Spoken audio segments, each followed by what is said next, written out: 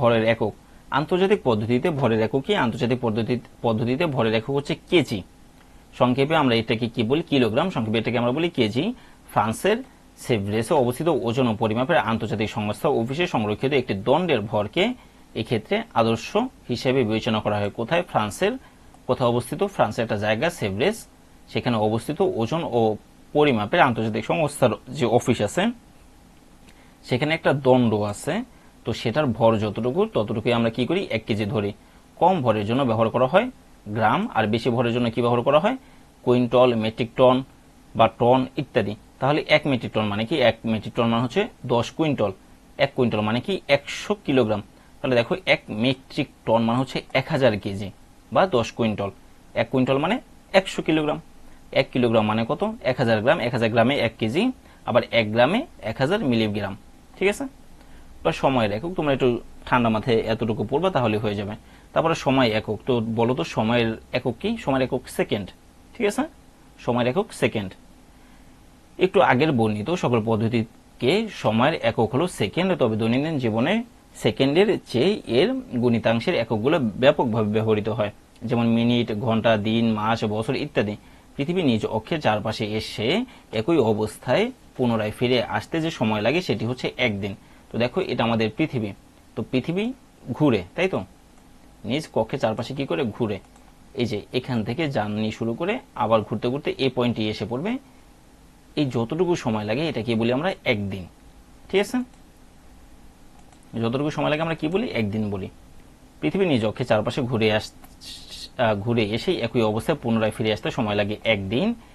একদিনের 24 ভাগের 1 ভাগ হচ্ছে 1 ঘন্টা। তাহলে একদিনকে আমরা কয় ভাগে ভাগ করি? 24 দ্বারা ভাগ করে যে মানটা পাই সেটা হচ্ছে 1 ঘন্টা। আর 1 ঘন্টা মানে কত? 1 ঘন্টা 60 ভাগের 1 ভাগ হচ্ছে মিনিট। তাহলে 60 মিনিটে 1 ঘন্টা, আর কত? 60 সেকেন্ডে 1 মিনিট। ঠিক আছে? 1 মিনিটের 60 ভাগের 1 ভাগই হলো আমাদের মৌলিক একক সেকেন্ড। সুতরাং একদিন সমান 24 ঘন্টা, 1 ঘন্টা সমান 60 মিনিট, 1 মিনিট সমান 60 সেকেন্ড। তো তোমরা তো এগুলো সবাই জানো। তারপরে এখানে দৈর্ঘ্যের পরিমাপের কিছু কাজ দেওয়া আছে, এগুলো তোমরা নিজেদের মতো করে নিবা। তারপরে ক্ষেত্রফল। তো ক্ষেত্রফল কি? ক্ষেত্রফল হচ্ছে দৈর্ঘ্য ইন্টু প্রস্থ। আর আয়তন কি? দৈর্ঘ্য ইন্টু প্রস্থ ইন্টু উচ্চতা। তো দেখো দৈর্ঘ্য আর প্রস্থ মানে কি? ক্ষেত্রফল। তাহলে আয়তন মানে কি? দৈর্ঘ্য গুণ প্রস্থ গুণ উচ্চতা। তাহলে উচ্চতার মতো উচ্চতা রাখলাম, দৈর্ঘ্য আর প্রস্থ ইকুয়াল টু ক্ষেত্রফল। তাহলে আয়তন ইকুয়াল টু ক্ষেত্রফল ইন্টু উচ্চতা। সূত্র পাইছো? একই সূত্র, শুধুমাত্র দৈর্ঘ্য ইন্টু প্রস্থ যেহেতু ক্ষেত্রফল, তাহলে ক্ষেত্রফলটা আমরা দৈর্ঘ্য ইন্টু প্রস্থের পরিবর্তে বসিয়ে দিই। তাহলে কি পেয়েছে? ক্ষেত্রফল ইন্টু উচ্চতা। ক্ষেত্রফল ও পরিমাপ তুমি তোমার ষষ্ঠ শ্রেণীর গণিত বইটি তোমার পড়ার টেবিলে রাখো।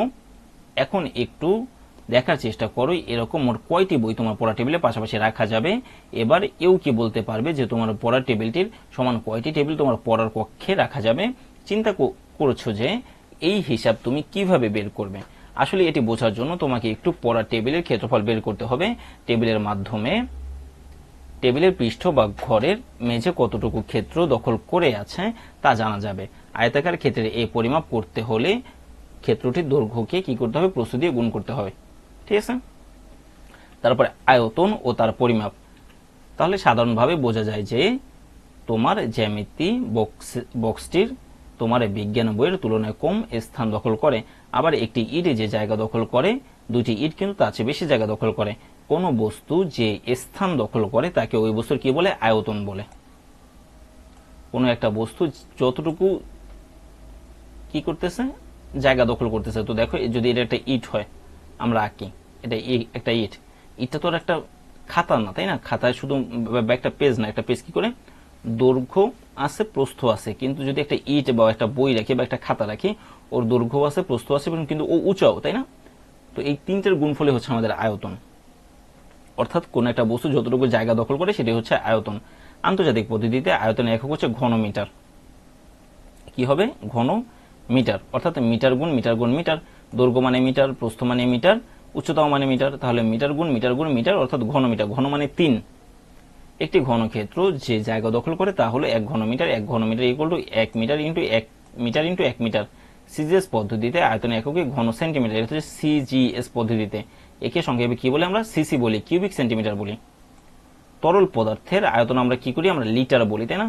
তুমি যখন পেপসি কিনতে যাও বা কোকা কোলা কিনতে যাও, বা মোজো কিনতে যাও, তখন কি তুমি বলো আঙ্কেল আমাকে 1 কেজি কোকা কোলা দেন? না, তোমরা সবাই বলো 1 লিটার দেন।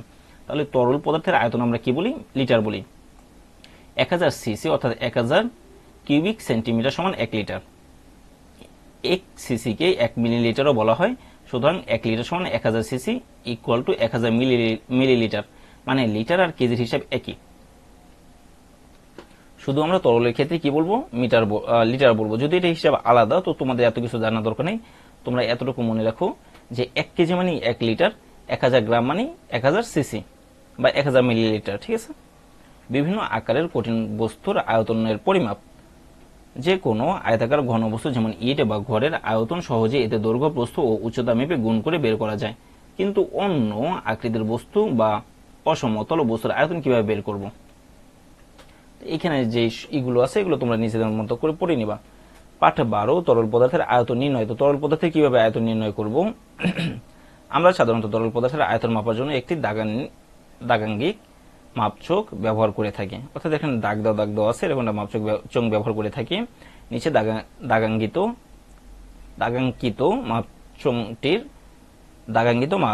মাপচংটির সাহায্যে অন্যান্য সিলিন্ডার তরলের আয়তন পরিমাপ করে খাতায় লিখুন।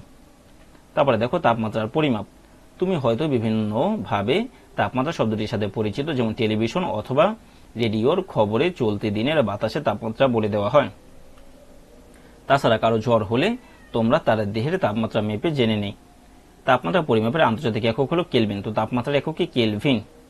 যদিও আমরা কিন্তু অনেকগুলো তাপমাত্রা ইউজ করি, কেলভিন তাপমাত্রা ইউজ করি, সেলসিয়াস তাপমাত্রা ইউজ করি, আবার ফারেনহাইট তাপমাত্রা ইউজ করি।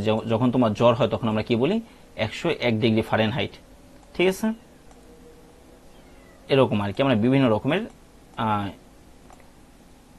ব্যবহার করে থাকি তাপমাত্রার একক, কিন্তু আন্তর্জাতিক একক বা এসআই একক হচ্ছে শুধুমাত্র কেলভিন। তবে এখনো সারা বিশ্বে ব্যবহারিক কাজে, বিশেষ করে দৈনিক তাপমাত্রা নির্ণয়ে বা জ্বর নির্ণয়ে সেলসিয়াস ও ফারেনহাইট একক দুটি বেশি ব্যবহৃত হয়। এখানে তোমাদের একটা থার্মোমিটার ছবি দেওয়া আছে। তো দেখো এই যে থার্মোমিটার, এই যে 130 পর্যন্ত দাগ দেওয়া হয়। তো মানুষের এতটুকু জ্বর হলে বা স্বাভাবিক অবস্থায় এতটুকু থাকে। ঠিক আছে। তোমার যদি জ্বর না, ধরো তোমার 101 ডিগ্রি জ্বর, এই যে কালা যে জিনিসটা আছে এই জিনিসটা তোমার 101 পর্যন্ত চলে যাবে। এভাবে 101 পর্যন্ত, সেটা দেখে তুমি কি বলতে পারবা যে তোমার 101 ডিগ্রি জ্বর বা কারো একজন 101 ডিগ্রি জ্বর। তারপর এখানে কিছু নমুনা প্রশ্ন আছে। তো দেখো ভরের একক কি? ভরের একক কেজি বা কিলোগ্রাম। যৌগিক একক কোনটা? অর্থাৎ যেটা মৌলিক না। আম্পিয়ার মৌলিক, ক্যান্ডেলা মৌলিক, কেজি মৌলিক, বাট মিটার মৌলিক, কিন্তু বর্গমিটার তো মৌলিক না। তাহলে বর্গমিটারটাই হচ্ছে আমাদের যৌগিক। ঠিক আছে। এখানে দুটো জিনিস দেওয়া আছে। বি চিত্রের পাথরের আয়তন কত? তাহলে এটা আমাদের বি চিত্র, তার পাথরের আয়তন কত, তাই তো?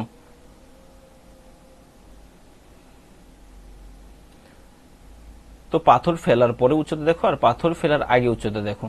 পাথর ফেলার আগে উচ্চতা ছিল এতটুকু। ঠিক আছে। পাথর ফেলার পরে উচ্চতা হয়ে গেছে এতটুকু। তাহলে ওর মাঝখানে কতটুকু ওর বাড়ছে সেটাই হবে আয়তন।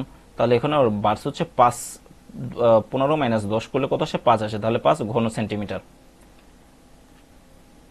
তারপরে এই চিত্রে প্রদর্শিত বস্তুটির আয়তন নির্ণয়ের ক্ষেত্রে 2 ও 3 হবে। দুইটি এককের গুণফলের প্রয়োজন। ঠিক আছে। ক্ষেত্রফল উচ্চতার প্রয়োজন। ঠিক আছে। তাহলে খ হবে। তাহলে দেখো এখানে তোমাদের দুইটা সৃজনশীল দেওয়া আছে। এগুলো তোমরা পারবা যদি এই অধ্যায়টা ভালো করে করতে পারো বা পড়ো, তাহলে তোমরা নিজেই পারবা। যেমন ফারহানের পড়ার ঘরের ক্ষেত্রফল 40 বর্গমিটার। ঠিক আছে। ক্ষেত্রফল দেওয়া আছে, দৈর্ঘ্য দেওয়া আছে 10 মিটার। তাহলে আমাদের গ নম্বর প্রশ্ন কি বলতেছে? প্রস্থ কত? তাহলে আমরা কি জানি? দৈর্ঘ্য 10 দেওয়া আছে। তাহলে আমরা লিখলাম দৈর্ঘ্য ইন্টু প্রস্থ। প্রস্থকে আমরা প লিখলাম। মানে কি? দৈর্ঘ্য গুণ প্রস্থ ইকুয়াল টু ক্ষেত্রফল। ক্ষেত্রফল দেওয়া আছে 40। তাহলে আমাদের প্রস্থ ইকুয়াল টু কত হবে? 40/10। কাটাকাটি করলে কত আসে? 4 আসে। তাহলে আমাদের উত্তর কত? প্রস্থ 4 মিটার। তো এভাবে তোমরা করতে পারবা। তারপরে দেখো পোলাটিভলি x মিটার এক পদে এত কিছু দেওয়া আছে। তো এটা তোমরা নিজেদের মতো করে নিবা। তো আমাদের আজকের ক্লাস এখানে সমাপ্ত। সাথে থাকার জন্য ধন্যবাদ সবাইকে।